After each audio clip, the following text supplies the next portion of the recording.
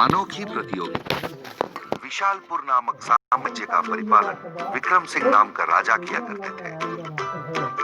उनको खेलों में बहुत रुचि थी। उनका महामंत्री का नाम विवेक वर्मा था। वो बहुत ही बुद्धिमान थे। विक्रम सिंह हर साल अनोखी प्रतियोगिताएं करवाया करते थे, जैसे कि एक पैर में दौड़ना, एक हाथ से तैरना, इस तरह की प्रतियोगिताएं करवाया करते थे। इन प्रतियोगिताओं में सारे युवक बहुत ही उत्साह से भाग लिया करते थे।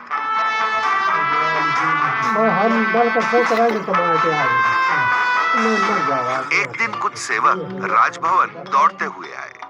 एक सेवक ने कहा, महाराज मुझे क्षमा कर दीजिए, कल रात एक चोर हमारे मंदिर में घुस आया और भेषकीमती गहने वो चुरा ले गया। हमने बहुत प्रयत्न किया महाराज, पर उसको पकड़ नहीं सके। महाराज ने कहा, महामंत्री अब क्या किया जाए, आप ही कोई रास्ता निकालिए। महामंत्री ने कहा, इसमें सलाह देने की कौन सी बात है महाराज, इन्हीं में से किसी ने चोरी को अंजाम दिया होगा। इनकी कर्तव्य पालन में इन लोगों ने लापरवाही बरती है। अगर ये लोग ठीक से महल की रक्षा किया करते तो चोर अंदर कैसे आता। ये झूठ बोल रहे हैं महाराज, किसी भी चोर की इतनी हिम्मत नहीं। इनको इसी वक्त नौकरी से निकाल के कारागार में डाल दिया जाए महाराज। फिर वो संतरी वहां से चले गए। दूसरे दिन राज्यसभा में महामंत्री ने एक बड़ी घोषणा की, प्यारे नागरिक, इस साल हमारी प्रतियोगिताएं बड़ी नई तरीके से होंगी। दौड़ की और तैराकी की प्रतियोगिताएं नहीं होंगी, पर जो 10 हाथियों पे चढ़ के 50 गज की हमारी प्रहरी दीवार को लांघ सकेगा वही प्रतियोगिता जीतेगा और उसे 1 लाख स्वर्ण मुद्रा इनाम में दी जाएगी। आखिर प्रतियोगिता का दिन आ ही गया।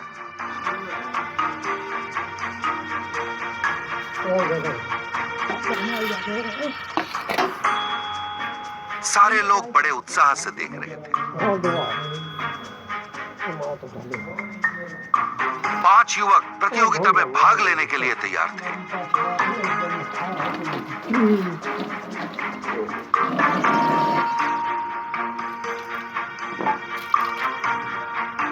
पहला युवक दौड़ के आया और हाथियों पे से कूदा। 2 हाथियों को लांघने के बाद वो नीचे गिर गया।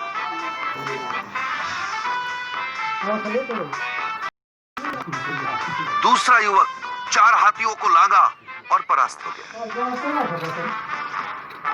बाकी दोनों भी इसी तरह परास्त होते गए।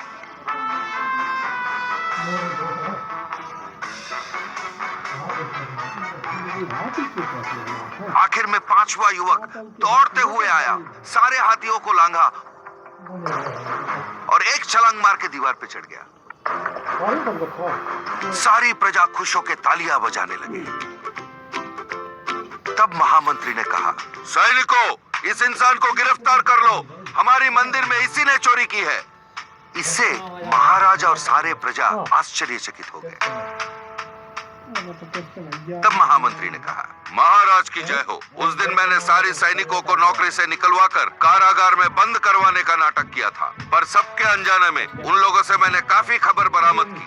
उस दिन चोरी करने के बाद चोर को उन्होंने 10 हाथियों पे से कूद के दीवार फांद के भाग जाते हुए देखा।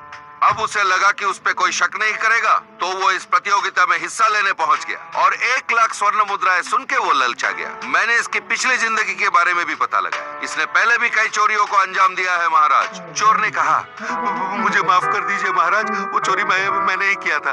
मैंने महामंत्री की बुद्धि क्षमता को अनदेखा कर दिया। तब महाराज ने कहा, तुमने जो बहुमूल्य गहनों को चुराया था उन्हें वापस कर दो। आशा करता हूँ कि अब से तुम सुधर जाओगे, वरना कारागार में बंद कर दिए जाओगे। अब जाओ यहाँ से। उस चोर ने सर झुका के धन्यवाद किया और वहां से चला गया। तो बच्चों, हमारी बुद्धिमत्ता से, समय स्फूर्ति से, ठंडे दिमाग से सोचेंगे तो बड़ी बड़ी समस्याओं का हल निकाल पाएंगे। समझ गए इस बात को? अनोखी